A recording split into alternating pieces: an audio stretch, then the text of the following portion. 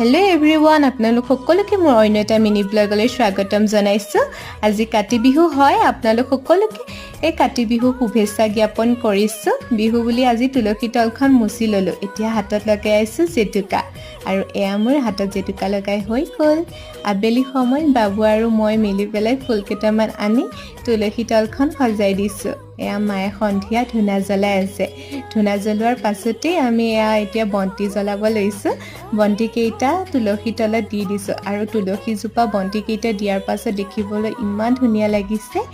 আগতে সৰুতে যেনেকৈ হাতত ধুনা এটা লৈ বিহু গাবলৈ ওলাই গৈছিলো তেনেকৈ আজিও ওলাই আহিছো বহুত বছৰৰ পাছত